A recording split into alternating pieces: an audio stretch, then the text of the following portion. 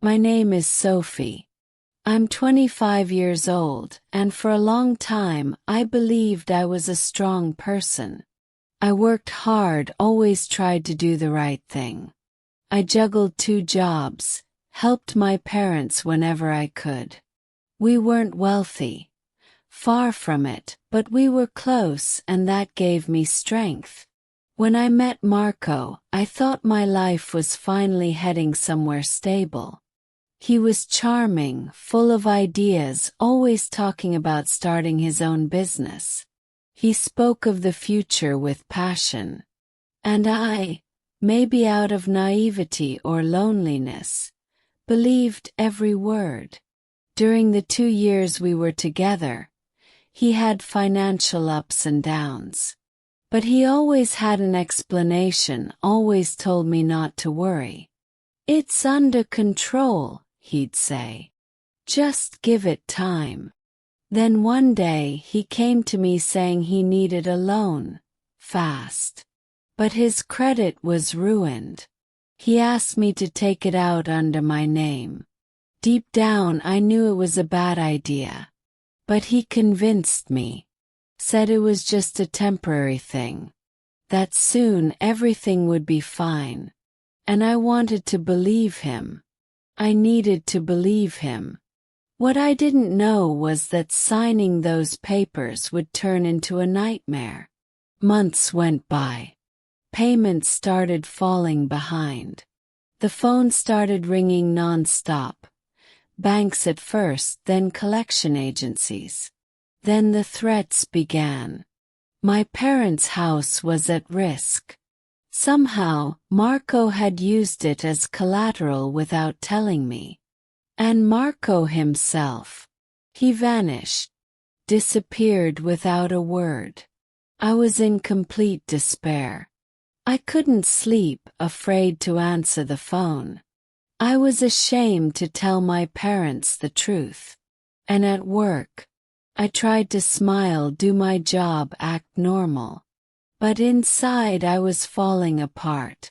Then, one morning everything started to change. I was in the office hallway, talking on the phone with a debt collector, trying to beg for more time. My voice was shaking. I might have cried, I don't even remember. But when I hung up I saw David, my boss, standing on the other side of the glass. He didn't say anything. Just looked at me. David was known for being distant, cold, almost robotic. He wasn't unkind, just reserved. That afternoon he called me into his office. I thought I was going to get fired. Instead, he offered me a glass of water and asked calmly, "I overheard part of your phone call earlier. You're in some serious trouble, aren't you?" For a moment I froze. Felt exposed. Vulnerable. But it was the first time in weeks that someone seemed to genuinely care. So I told him. Not everything, but enough. The debts. Marco's disappearance. The threat to my family's home. He stayed quiet for a few seconds. Then got up, walked to the window, and said something I'll never forget. "Sophie, I have a proposal. It may sound crazy, but hear me out." He nodded.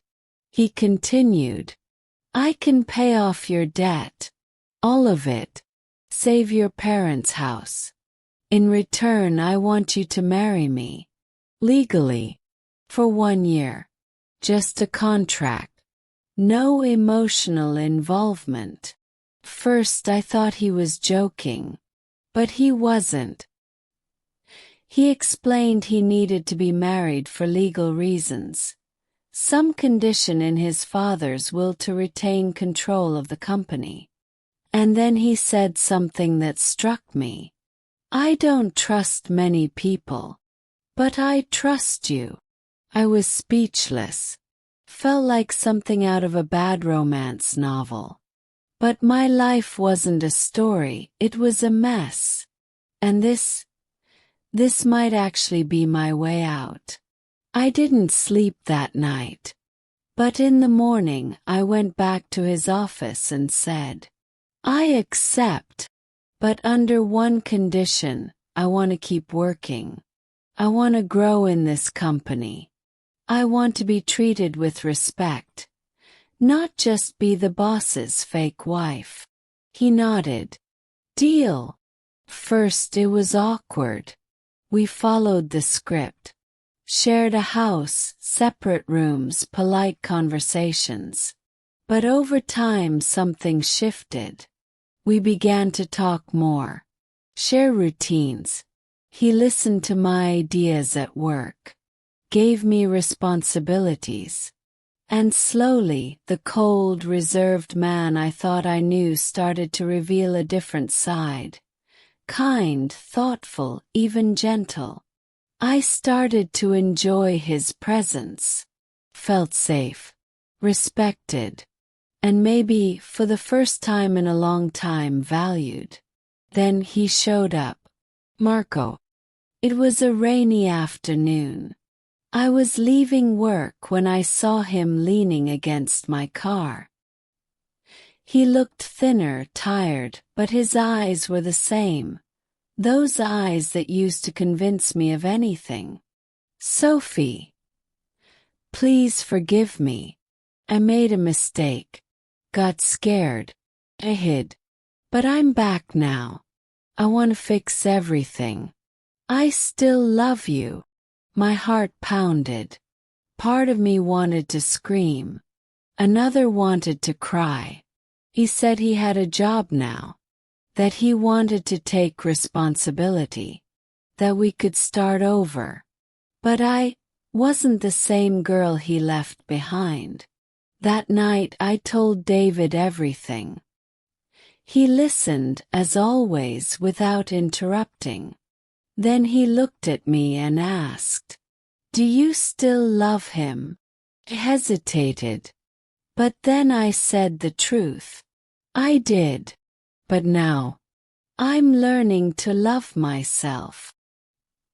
He nodded and replied, You can end the contract right now if you want.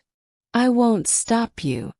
But if you want to stay, for any other reason, I'll understand.